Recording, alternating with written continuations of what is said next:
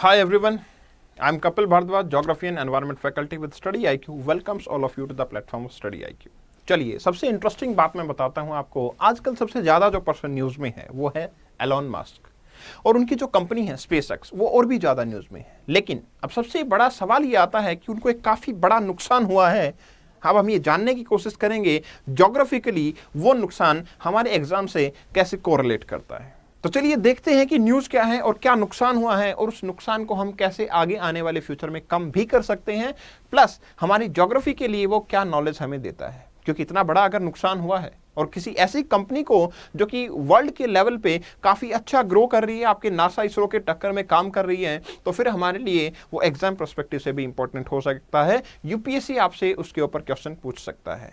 Previous year में भी question पूछे गए हैं। कमेंट सेक्शन में आपको प्रीवियस ईयर के क्वेश्चंस के आंसर भी देने हैं और वो मैं आपको पिन करके बताऊंगा। चलिए देखते हैं कि क्या आपका बेसिकली न्यूज़ है। न्यूज़ ये है कि एलोन मस्क की एक कंपनी है जो स्पेसएक्स है, उसने आपके 49 सैटेलाइट्स को लॉन्च किया था in one go. Out of them 40 जो हैं वो डिस्ट्रॉय हो चुके हैं। वो satellite 40 satellite out of 49 destroy हो चुके हैं और डिस्ट्रॉय होने का रीजन क्या था? सोलर स्टॉर्म्स उसका रीजन था।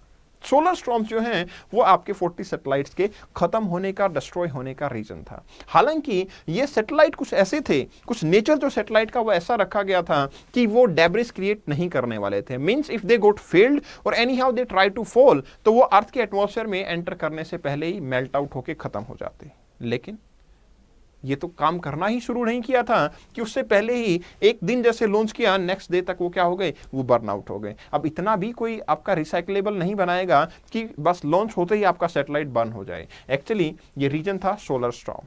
तो आज का जो टॉपिक रहने वाला है उसमें हम यही देखेंगे कि एग्जैक्टली ये सोलर स्टॉर्म होता क्यों है, ये क्यों आता है और किस तरीके से हमारे पास सोलर स्टॉर्म की डेवलपमेंट हमें अफेक्ट कर सकती है। और क्या आज से पहले, क्या ये पहली बार हुआ है कि सोलर स्टॉर्म आया? क्या आज से पहले भी सोलर स्टॉर्म के कोई इन्फ्लुएंस देखने को मिलते हैं? तो चलिए हम इसको देखते हैं। जब सोलर स्टॉर्म की बात आती है तो आप सबको पता है कि सोलर रेडिएशंस जो है वो जनरेट करता है। सोलर सिस्टम या सन में बोलूं तो अपनी रेडिएशंस को जनरेट करता है। और जैसे कि आपका अर्थ का मैग्नेटिज्म होता है, वैसे आपके सोलर सिस्टम या फिर सन का भी अपना एक मैग्नेटिज्म होता है। जैसे सन का अपना मैग्नेटिज्म है, वैसे ही आपका अर्थ का भी मैग्नेटिज्म है। और ये भी आपको पता होना चाहिए कि दोनों ही मैग्नेटिज्म अपनी डायरेक्शन को रिवर्स करते रहते हैं। कितने टाइम में रिवर्स करते हैं? तो अगर सन की बात की जाती है तो सन बहुत ही डेफिनेट टाइम में अपने मैग्नेटिज्म को रिवर्स करता है और डेफिनेट टाइम है 11 ईयर्स। सन 11 ईयर्स में अपने मैग्नेटिज्म को रिवर्स करता है। बट जब अर्थ की काम आता है, अर्थ की बारी आती है, जब अर्थ का नंबर आता है, तो यहाँ पे ईयर कुछ डिफाइन नहीं है। It can be 10,000 years, it can be 5,000 years, it can be even 1,000 years. But yes, sun की तरह ही अर्थ भी अपना मैग्नेटिज्म को रिवर्स करता है। बट अब सवाल रिवर्सल का नहीं है, सवाल यह है कि ये सोलर स्टॉर्म कैसे डेवलप होता है। तो देखिए क्या होगा जब आपके सोलर स्टॉर्म की बात आती है। तो सोलर स्टॉर्म क्या है? ये कुछ नहीं, ये मैग्नेटिक एनर्जी है associated with the sunspots. Sunspots क्या होते हैं? सन स्पॉट्स को डार्क स्पॉट्स भी बोला जाता है। सन स्पॉट्स को हम क्या बोलते हैं? डार्क स्पॉट्स भी बोलते हैं। ये मोस्ट कूल पार्ट होता है सन का। लेकिन कूल होता है उसका मतलब ये नहीं होगा कि ये इतना कूल है कि जैसे अर्थ कूल है, नहीं, ये फिर भी कंपैरेटिवली काफ़ी गर्म होता है। बट ये सन स्पॉट कहलाता है क्योंकि ये कूल पार्ट होता है। यहाँ से आपकी क्या होती है? मैग्नेटिक एनर्जी निकलती है। उस मैग्नेटिक एनर्जी को ही हम क्या कहते हैं? सोलर स्टॉर्म बोलते हैं। अब ये डिपेंड करता है वो स्टॉर्म का पार्ट बन पाती है या नहीं। कैसे? अगर मैग्नेटिक एनर्जी काफ़ी ज़्यादा निकली है, मैग्नीट्यूड काफ़ी ज़्यादा है एनर्जी का, तो ऑब्वियसली वो सोलर स्टॉर्म की कैटेगरी में आ जाता है, राइट? तो disturbances of the earth's magnetosphere happens. अब क्या होगा जब सन का मैग्नेटोस्फीयर स्ट्रॉन्ग होता है, जब मैग्नेटिक एनर्जी सन से आ रही है, वो स्ट्रॉन्ग होती है, तो क्या वो अर्थ के मैग्नेटिज्म को इन्फ्लुएंस नहीं करेगी? बिल्कुल करेगी। क्योंकि आपने बचपन में देखा होगा जब आप दो मैग्नेट को पास लेके आते थे तो दोनों मैग्नेट एक दूसरे को बहुत इन्फ्लुएंस करती थी, चाहे वो रिपेल करें चाहे वो अट्रैक्ट करें। बट यस, एक मैग्नेट के मैग्नेटिज्म का दूसरे मैग्नेट के मैग्नेटिज्म पे इन्फ्लुएंस तो होता था। अब यहाँ पे भी वही बात है। हालांकि मैंने माना सन से हमारी अर्थ काफ़ी दूर है, बट क्योंकि मैग्नेटिज्म जब स्ट्रॉन्ग हो जाता है तो उस केस में क्या अर्थ का मैग्नेटिज्म और सन का मैग्नेटिज्म एक दूसरे से इंटरेक्ट नहीं करेंगे? बिल्कुल करेंगे। और जब ये इंट्रैक्शन होती है, इसी को ही हम क्या बोलते हैं? सोलर स्टॉर्म बोलते हैं। उसी को हम क्या बोलेंगे? सोलर स्टॉर्म बोलेंगे। So the magnetosphere protect the earth from the harmful solar cosmic particles radiation. Yes, we are very fortunate क्योंकि हम एक ऐसे प्लेनेट पे रहते हैं जहाँ पे जो आपकी लाइट आ रही है जो आपकी मैग्नेटिज्म आ रहा है, जो मैग्नेटिक रेडिएशन हमारे तक पहुंच रही है, उससे अर्थ हमें प्रिवेंट करती है। क्योंकि हम जब तक अर्थ सरफेस पे हैं तो आपको कोई घबराने की जरूरत नहीं है। आपका सोलर जो मैग्नेटिक स्टॉर्म्स हैं वो कुछ नहीं बिगाड़ सकते। मतलब मैं फेटल नेचर की बात कर रहा हूं। जब आप अर्थ सरफेस पे हैं तो हमारा कुछ नहीं बिगाड़ने का मतलब ऐसा नहीं कि कुछ हमारा नुकसान होगा ही नहीं, क्योंकि अगर नहीं होता तो फिर वो 40 सैटेलाइट बर्नआउट कैसे होते। नुकसान तो होता है लेकिन वो अर्थ सरफेस पे नहीं, सैटेलाइट तो आपके स्पेस में थे, इसलिए वो नुकसान देखने को मिला। तो मतलब ऐसी सारी चीजें, जो ऐसी टेक्नोलॉजिकल एडवांसमेंट जो हमें कहीं ना कहीं सैटेलाइट से, कहीं स्पेस से कनेक्ट करती है, उसको काफी खतरा रहता है। या फिर जिसका मैग्नेटिज्म अपने आप में भी कंपैरेटिवली स्ट्रांग हो, जैसे कि हाई इलेक्ट्रिक पावर लाइंस। अगर high electric supply power lines हैं तो उनके ऊपर भी मैग्नेटिक स्टॉर्म्स का इफेक्ट पड़ जाता है, जैसा कि यूएसए में एक बार देखने को मिला था। और ऐसा ही 1883 के अंदर आपका रेडियो कम्युनिकेशन के ऊपर भी इफेक्ट देखने को मिला था। तो ऐसा चीजें देखने को मिलती हैं। सोलर स्टॉर्म पहले भी एविडेंस है कि सोलर स्टॉर्म से हमारी चीजें खराब हुई हैं।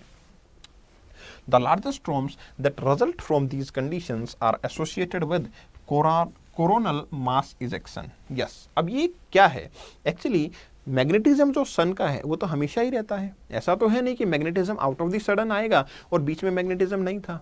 बट जो एक कंडीशन होती है कोरोनल मास इजेक्शन, इस कंडीशन में आपका मैग्नेटिज्म जो सन का है वो सबसे स्ट्रॉन्ग होता है। और अगर वो स्ट्रॉन्ग मैग्नेटिक रेडिएशन होंगी तो obviously they have more capability कि वो अर्थ के एटमॉस्फेयर में रीच आउट कर पाएं। अब जब अर्थ के एटमॉस्फेयर में वो रीच आउट ज़्यादा कैपेबिलिटी से कर पाएंगी तो ऑब्वियसली हमारे मैग्नेटिज्म को अफेक्ट भी करेंगी। तो चलिए देखते हैं कि ये कोरोनल मास इजेक्शन क्या होता है। जब आपके कोरोनल मास इजेक्शन की बात आती है तो ये क्या होता है? Large eruption of magnetised plasma from the sun's outer atmosphere.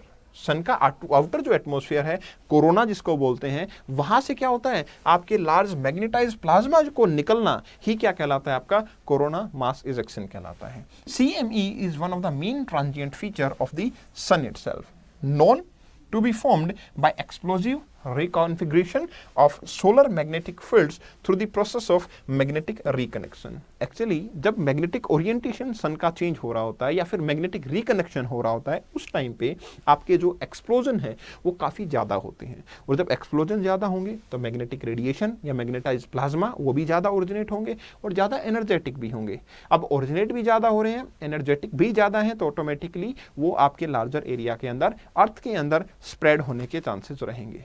All together अर्थ का जो रेडिएशन है, वो अर्थ का जो मैग्नेटिज्म है, वो उस मैग्नेटिज्म को अपोज तो कर देता है, एंटर तो नहीं करने देता, बट उस आउटर पार्ट पे काफी स्ट्रॉन्ग इंटरेक्शन जो है वो देखने को मिलती है। उसी को मैग्नेटिक स्टॉर्म बोलते हैं। CME are large ejection of plasmas and magnetic field that originate from the sun's corona. So CME is nothing. CME क्या है आपका? coronal mass ejection क्या है आपका? सिर्फ इजेक्शन है प्लाज्मा का, मैग्नेटिक मटेरियल का, ताकि एक मैग्नेटिक स्ट्रॉन्ग फील्ड जो है सन के अराउंड क्रिएट किया जा सके। राइट? तो कुछ ऐसा होता है, आप देखें कि आपका जो अर्थ का मैग्नेटिज्म है वो किस इस तरीके से है, और ये आपके कोरोनल मास इजेक्शन की वजह से सन का मैग्नेटिज्म भी अर्थ के साथ में इंटरेक्ट होता है। अब जब इंटरेक्शन होता है तो ऑब्वियसली बात है, हमारे एरोप्लेन्स हैं जो स्पेस में जाते हैं, हमारे जो सैटेलाइट हैं जो स्पेस में जाते हैं, ऑब्वियसली वो तो आपके अर्थ के मैग्नेटिज्म से बाहर चले गए ना। और जब अर्थ के मैग्नेटिज्म से बाहर गए तो उनका फेलियर देखने को मिलता है। उनका क्या है? फेलियर देखने को मिलता है। तो इसका मतलब ये हुआ कि हमारे जो एस्ट्रोनॉट्स हैं उनके ऊपर भी इस चीज का इन्फ्लुएंस काफी स्ट्रॉन्ग रहने वाला है। यस, जहां पे आपके जो मैग्नेटिक स्टॉर्म्स हैं वो अगर ज्यादा एम्पलीट्यूड में हो जाते हैं तो एस्ट्रोनॉट के लिए वो फेटल इन नेचर भी हो सकते हैं। बट वी आर लकी, जो हम लोग सरफेस ऑफ अर्थ पे रह रहे हैं वहां पे कोई ऐसा एविडेंस नहीं है कि वो फेटल इन नेचर हो, हमें किसी तरीके से नुकसान पहुंचाते हो। बट हाँ, जो हमारी ट्रांसमिशन लाइन है उसमें प्रॉब्लम क्रिएट की जा सकती है, क्योंकि ट्रांसमिशन लाइन का खुद का अपना मैग्नेटिज्म होता है। जो सन का मैग्नेटिज्म होगा अर्थ के मैग्नेटिज्म से इंटरेक्ट करेगा तो ऑब्वियसली जो मैग्नेटिक ओरिएंटेशन है वो उसमें काफ़ी बदलाव आएंगे। अब जब मैग्नेटिक ओरिएंटेशन में बदलाव आते हैं तो फिर हमारे यहाँ पे क्या होगा? मैग्नेटिज्म में ऑटोमेटिकली आपकी पावर लाइन्स जो है वो फेलियर हो जाता है। अब एक और इंपॉर्टेंट फिनोमिना जो कि सोलर स्टॉर्म से बोलूं या मैग्नेटिज्म से बोलूं वो कोरिलेट करता है, उसको बोलते हैं अरोराज। ये काफ़ी वंडरफुल फिनोमिना है। ये कोई हमारे नुकसान का कोई फिनोमिना नहीं है, ना हमें कोई हार्मफुल इम्पैक्ट देता है। एक्चुअली जैसे आप पोलर रीजन में जाएंगे तो आपको पता है पोलर रीजन के अंदर क्या होगा, जो आपका ट्रोपोस्फेयर, स्ट्रेटोस्फेयर या फिर आयनोस्फेयर में बोलूं, उनकी height in comparison to equatorial part ज़्यादा नहीं होती है। अब अगर वो ज़्यादा नहीं होगी तो उस केस में क्या होगा, आपका आयनोस्फेयर भी बहुत हाइट पे नहीं है, एल्टीट्यूड बहुत कम है। अब जब ऐसा है तो क्या होगा, एक ल्यूमिनस फिनोमेना हमें देखने को मिलता है अर्थ के एटमॉस्फेयर के अंदर, जहां हमें डिफरेंट डिफरेंट कलरफुल क्लाउड्स नजर आते हैं। अगर आप देखना चाहते हैं तो आप इसको देखें, ऐसा कुछ क्लाउड्स आपके आसमान में नजर आएंगे, वो क्या होता है आपका, ये अरोरा कहलाते हैं। ऐसे कुछ क्लाउड, कलरफुल क्लाउड आपके आसमान में नजर आते हैं, ये आयनोस्फीयर की इंट्रैक्शन होती है मैग्नेटिज्म के साथ में। मैग्नेटिज्म इन्फ्लुएंस जब आयनोस्फीयर पे होता है तो डिफरेंट कलर की लाइट के फोटोन रिलीज होते हैं, उससे आपका अरोरा बनता है। तो यहाँ पे क्या होगा, upper atmosphere that occurs primarily in the high altitude both of the hemisphere. तो दोनों ही लैटिट्यूड, हाई लैटिट्यूड के अंदर ही ये देखने को मिलेगा, मतलब नॉर्दर्न पोल पे एज वेल एज सदर्न पोल पे ये चीजें देखने को मिल जाती हैं। एक इंपॉर्टेंट चीज जो आपके एग्जाम के लिए काफी ज्यादा इंपॉर्टेंट है, नोटिस करना, जब अरोरा नॉर्दर्न हेमिस्फीयर में होता है तो हम उसको क्या बोलते हैं, अरोरा बोरेलिस। इंपॉर्टेंट क्या है, जब नॉर्दर्न हेमिस्फीयर में अरोरा होता है तो उसको बोलते हैं अरोरा बोरेलिस, और अगर आपका अरोरा सदर्न हेमिस्फीयर में हो रहा है तो उसको हम क्या बोलते हैं, अरोरा ऑस्ट्रेलिस।